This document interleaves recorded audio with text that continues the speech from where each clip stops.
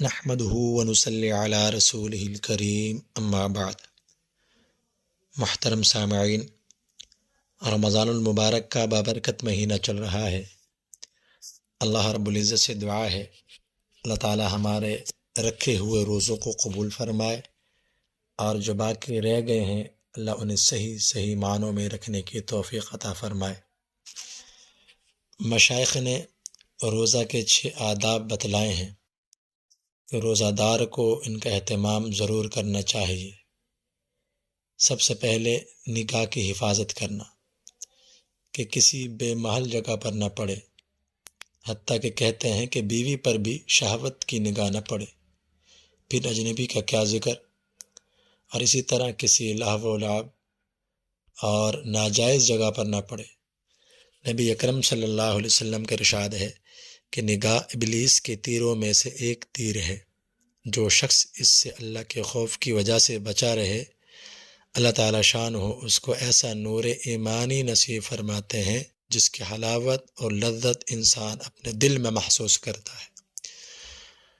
دوسری چیز زبان کی حفاظت ہے، کہ اپنی زبان کو روزہ دار جھوٹ سے، چغلی سے، غیبت سے، بدگوئی اور بد کلامی سے، جھگڑا کرنے سے، سب چیزوں سے محفوظ رکھے، بچائے رکھے۔ بخاری شریف کی روایت میں ہے کہ روزہ آدمی کے لیے ڈھال ہے، اس لیے روزہ دار کو چاہیے کہ زبان سے کوئی فحش بات یا جہالت کی بات، مثلا تمسخر، جھگڑا وغیرہ نہ کرے۔ اگر کوئی دوسرا جھگڑا کرنے لگے تو کہہ دے کہ میرا روزہ ہے، یعنی دوسرے کی ابتدا کرنے پر بھی اس سے نہ الجھے۔ اگر وہ سمجھنے والا ہو تو اس سے کہہ دے کہ میرا روزہ ہے، اور اگر وہ بے وقوف نہ سمجھ ہو تو اپنے دل کو سمجھا دے کہ تیرا روزہ ہے، تجھے ایسی لغویات کا جواب مناسب نہیں ہے۔ تیسری چیز جس کا روزہ دار کو اہتمام کرنا چاہیے وہ ہے کان کی حفاظت، کہ ہر مکروہ چیز سے جس کا کہنا اور زبان سے نکالنا ناجائز ہے اس کی طرف کان لگانا اور سننا بھی ناجائز ہے۔ نبی اکرم صلی اللہ علیہ وسلم کا ارشاد ہے کہ غیبت کرنے والا اور سننے والا دونوں گناہ میں شریک ہیں۔ چوتھی چیز، انسان اپنے جسم کے باقی اعضاء مثلا ہاتھ، کان، پاؤں، ان سب کو ناجائز چیز کے استعمال سے بچائے۔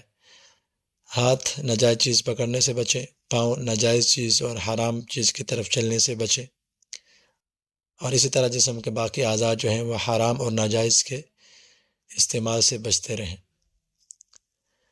اور پانچویں چیز تو یہ ہے کہ افطاری کے وقت حلال مال سے اتنا زیادہ نہ کھائے کہ پیٹ بھر جائے، اور قوت شہوانیہ اور قوت بہمیہ وہ بڑھ جائے، ایسا نہ ہو، بلکہ قوت نورانیہ اور قوت ملکیہ یہ انسان کو پیدا کرنا مقصود ہے۔ لہذا افطاری کے وقت حلال مال سے بھی کم کھائے جس سے بس گزارا ہو جائے۔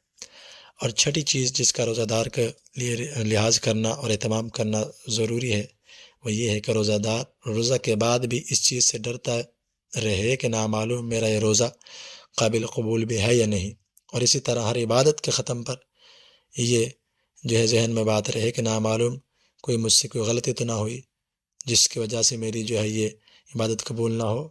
اس لیے انسان جب بھی کوئی نیک عمل کرے تو اللہ سے ڈرتا بھی رہے کہ اللہ تعالیٰ ہمارے اس نیک عمل کو قبول فرما لے۔ اللہ تعالیٰ سے دعا ہے اللہ تعالیٰ ہمیں رمضان کے روزے صحیح معنوں میں رکھنے کی توفیق عطا فرمائے، اور رمضان کے مہینے کی قدر کرنے کی توفیق عطا فرمائے، رمضان کے مہینے کے رحمت اور برکتیں سمیٹنے کی توفیق عطا فرمائے۔ اللہ تعالیٰ ہم سب کو گناہوں سے محفوظ فرمائے، نیک اعمال کرنے کی توفیق عطا فرمائے۔ وآخر دعوانا ان الحمد للہ رب العالمین۔